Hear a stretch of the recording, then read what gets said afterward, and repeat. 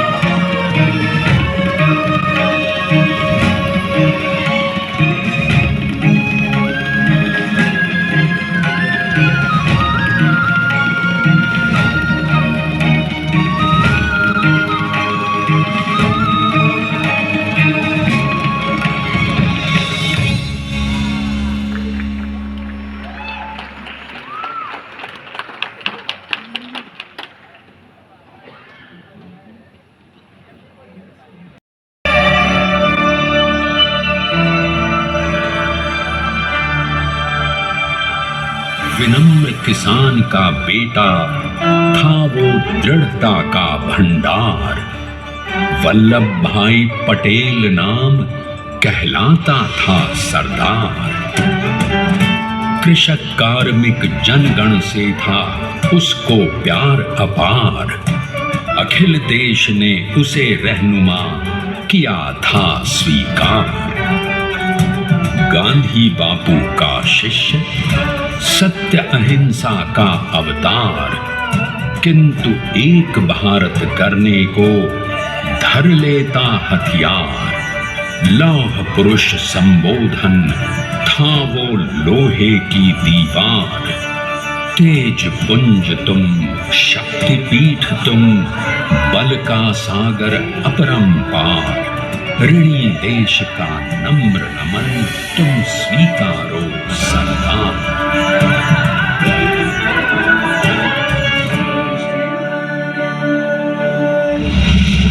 1857 में अंग्रेजों को ललकारने वाले पहले स्वतंत्रता संग्राम के एक सक्रिय सिपाही थे झवेर भाई पटेल।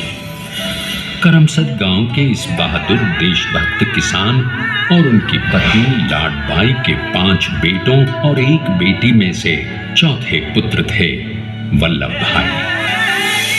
बालक वल्लभ ने करमसद के बाद नडियाद से अपनी हाई स्कूल की शिक्षा पूरी की।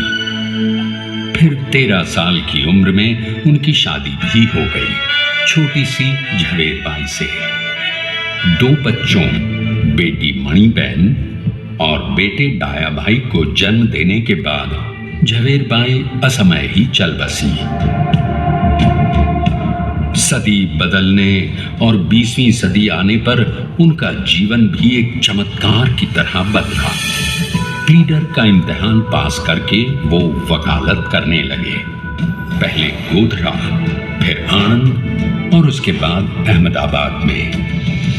मगर जल्द ही वकालत छोड़कर वो बैरिस्टर बनने की इच्छा से इंग्लैंड चले गए। लंदन में बैरिस्ट्री में अव्वल आने और वजीफा जीतने वाले वो अनोखे भारतीय थे। अब तो अहमदाबाद की वरिष्ठ अदालत में बैरिस्टर पटेल की जिरह और जीतों की धूम मच गई।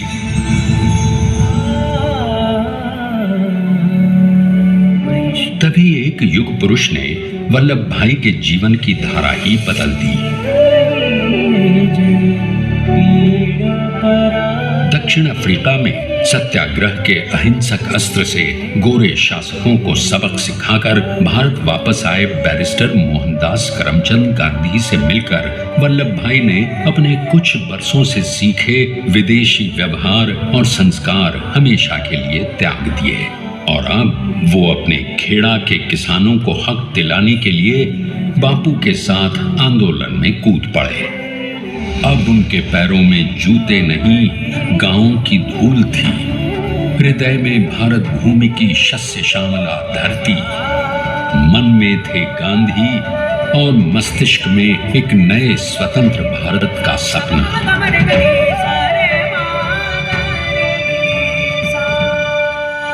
तभी बारडोली के मजबूर मजलूम किसानों की यातना का समाचार उनके पास पहुंचा। तुरंत वल्लभ भाई वहां पहुंचे और यूं शुरू हुआ भारत का सबसे बड़ा और सफल किसान आंदोलन बारडोली। वल्लभ भाई ने बारडोली के 87,000 किसानों को ऐसा अटल अडिग अचल मनोबल दिया कि अंग्रेजी सरकार हिल गई और 1 बरस के बाद उनका लगान माफ कर दिया गया। अब तो पूरे देश में लोग वल्लभ भाई के नाम की कस्में खाने लगे। स्वयं महात्मा गांधी ने कहा, अब वल्लभ भाई मेरे शिष्य या साथी नहीं, सारे देश के सरदार हैं और देश को मिल गया एक अनोखा असरदार सरदार।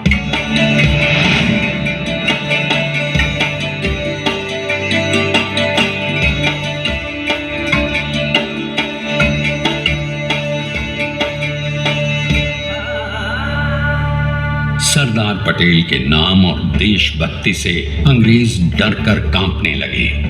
1930 के नमक सत्याग्रह और दांडी कूच में वो बापू से भी पहले गिरफ्तार किए गए। तो सन 1932 में फिर उन्हें बापू के साथ ही जेल में 2 सालों के लिए डाल दिया गया। मगर आजादी के दीवानों को, स्वतंत्रता के परवानों को कौन गिरफ्तार कर पाया है? जेल से छूटते ही सरदार को कांग्रेस के नए राष्ट्राध्यक्ष पद पर चुना गया और उनकी सरपरस्ती में राष्ट्रवादी भारतीयों ने तमाम ब्रिटिश सूबों में जीत हासिल कर वहां अपनी स्थानिक सरकारें बनाई। किंतु सरदार का सपना केवल सरकार बनाना नहीं था, उनका स्वप्न तो था एक ऐसे नए भारत का जहां हर रंग, हर रूप, हर जात, मजहब, तबके का हिंदुस्तानी एक साथ मिलकर एक ऐसा नया भारत बना सके जहां पूर्ण स्वराज के साथ सारे समाज को गरीबी, अशिक्षा, छुआछूत से भी आजादी मिल जाए।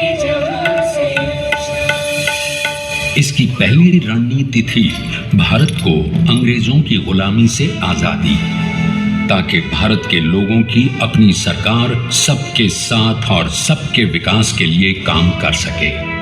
बापू की अगुवाई में अब देश ने अंग्रेजों को अंतिम चेतावनी दे दी, करेंगे या मरेंगे, क्विट इंडिया, अंग्रेजों भारत छोड़ो। बस फिर क्या था, संघर्ष की रणभेरी बची।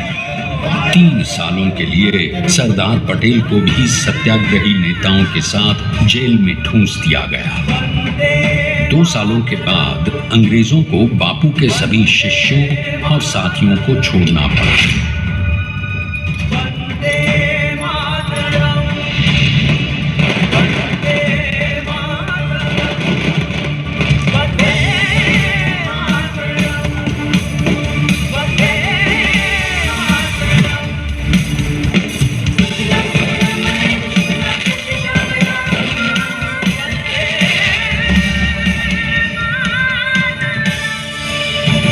स्वतंत्रता के स्वप्न के सच होने के साथ अब सरदार पर कई एक नई जिम्मेदारियां थीं। आने वाली आजादी की तैयारी और एक नए भारत के लिए नए लोकतांत्रिक संविधान की संरचना। जैसा उनके साथी ने खुद कहा था, सरदार ने ही छेलनी हथौड़ी लेकर एक नए भारत को उकेरा है।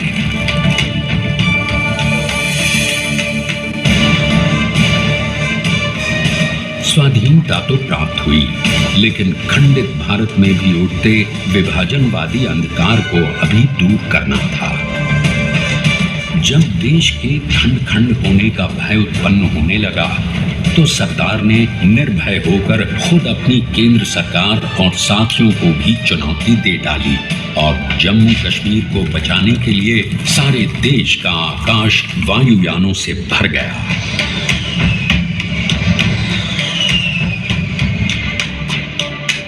और फिर हैदराबाद और जूनागढ़ के भारत में विलयीकरण को पाकिस्तान से चुनौती मिली। सरदार चाहते थे कि देश की 1 इंच धरती अब और विभाजित नहीं होनी चाहिए। नए भारत को एक करने के लिए समझा बुझाकर मना कर 565 रियासतों को सरदार ने अपनी सूझबूझ सदाशयता संबल से एक नए स्वतंत्र भारत का अभिन्न अंग बना लिया। हमारे इतिहास में अखंड भारत के पुरुषार्थ का ये एक महानतम अध्याय है। जैसा उन्होंने स्वयं कहा था, हमें नए धागों को पुराने ताने बाने में ऐसे पिरोना है कि एक दूसरे में गुंथ जाएं और बेहतरीन बनावट वाला एक नया भारत उभर कर सामने आ सके। अंततः अपने वज्र दृढ़ संकल्प से एक नया विराट विशाल एक भारत श्रेष्ठ भारत बनाकर दिखा ही दिया सरदार ने। संसार के सबसे बड़े प्रजातंत्र के शिल्पी को प्रणाम करने के लिए देश ने बनाया है ये समर्थ स्मारक। स्वाधीन भारत को समर्थ भारत में बदलने वाले सरदार पटेल को समर्पित प्रेरणा तीर्थ भी है।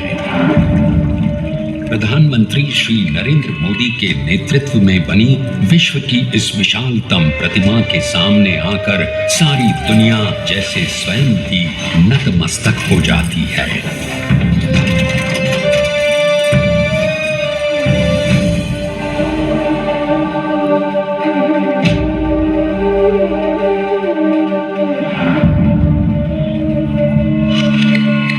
देश को बना गया वो अमित अटल,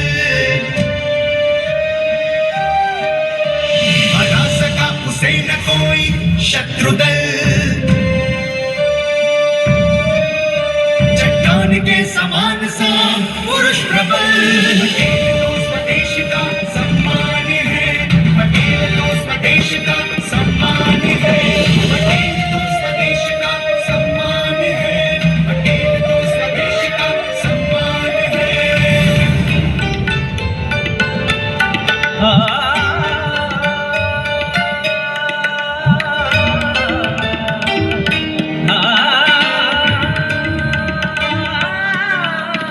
ऊंचाइयां आकाश को छुए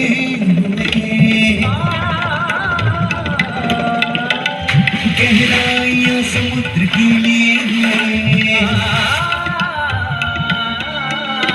कदम अडिग जमीन पर जमे हुए।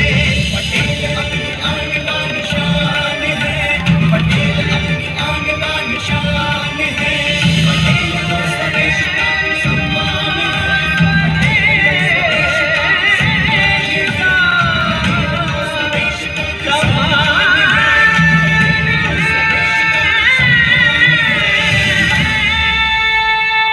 आइए अब देखते हैं कि अपने लौह पुरुष को श्रद्धांजलि देती 182 मीटर ऊंची विश्व की सबसे विशालकाय प्रतिमा का निर्माण कैसे हुआ।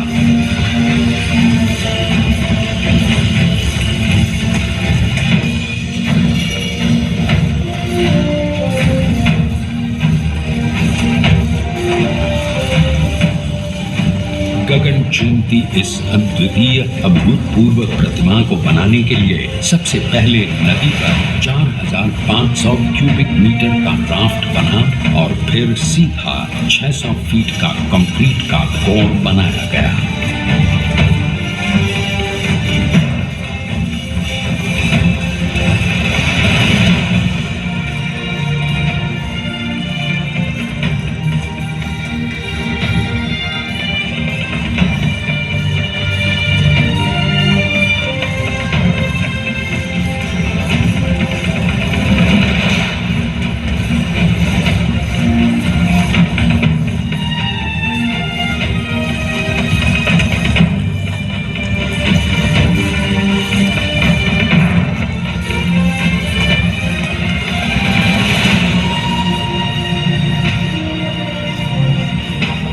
इस कंक्रीट कोर के साथ लगाया गया स्टील का फ्रेमवर्क।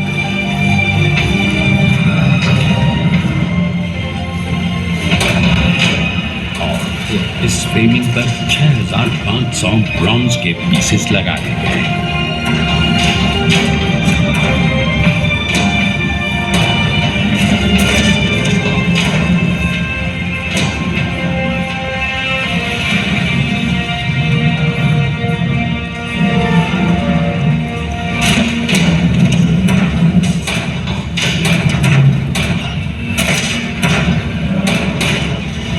सोचिए कि 182 मीटर ऊंचे इस भव्याति भव्य स्मारक के निर्माण में कितना सामान और मेहनत लगी होगी। 70,000 metric ton cement, 18,500 metric ton reinforcement steel, 6,000 metric ton structural steel और 1,700 मीट्रिक टन ब्रॉन्ज।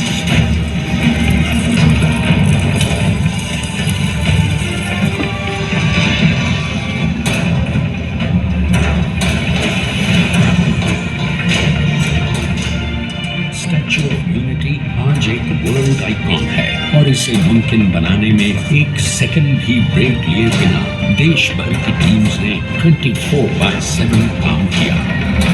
250 से ज्यादा इंजीनियर्स, 4,500 से ज्यादा स्किल्ड फोर्स और कई लाख मानव दिन। हम गर्व से कह सकते हैं कि कुल मिलाकर स्टैच्यू ऑफ यूनिटी के निर्माण में 95% माल सामान, मजदूर, इंजीनियर्स और एक्सपर्ट्स थे भारतीय। जानते हैं कि 182 मीटर ऊंची इस भव्य प्रतिमा को बनाने में कितना समय लगा? डिजाइन के लिए 12 महीने और निर्माण के लिए 34 महीने, यानी कुल मिलाकर केवल 46 महीने।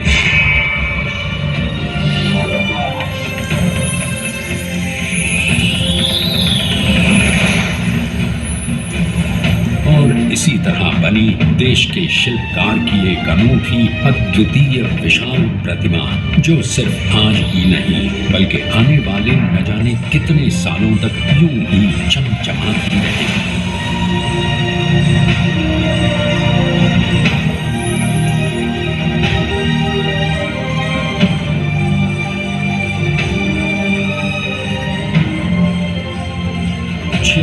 महीनों तक लगातार बिना रुके एकजुट होकर न जाने कितनों ने परिश्रम किया और उनका साथ दिया भारत की 125 करोड़ जनता। और तभी मुमकिन हो पाया एक ऐतिहासिक निर्माण जो आज कहलाता है भारत की नई पहचान। स्टैच्यू ऑफ यूनिटी, विश्व की सबसे ऊंची प्रतिमा। सरदार ने अपनी गंभीरता, शालीनता और दूरदर्शिता से भारत को संगठित करने के असंभव कार्य को संभव कर दिखाया।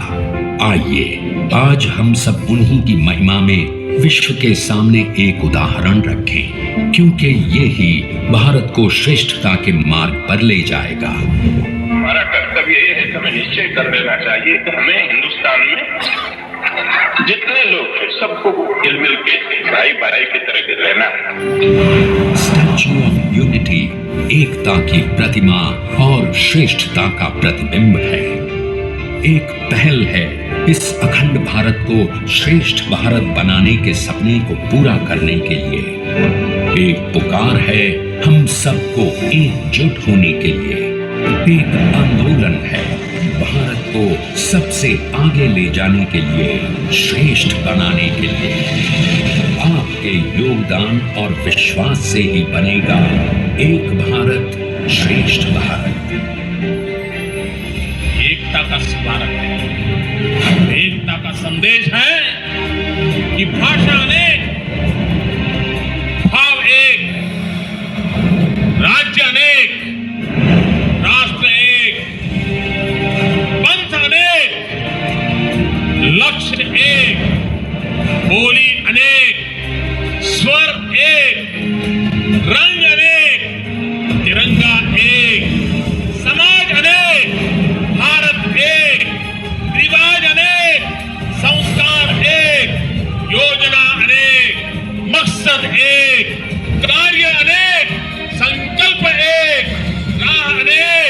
मंजिल एक, पहनावा अनेक, प्रतिभा एक, चेहरे अनेक, मुस्कान एक। ये एकता का संदेश लेकर के हम चले। और भाइयों बहनों, ये भारत की विशेषता है, विविधता में एकता। यही भारत की विशेषता है।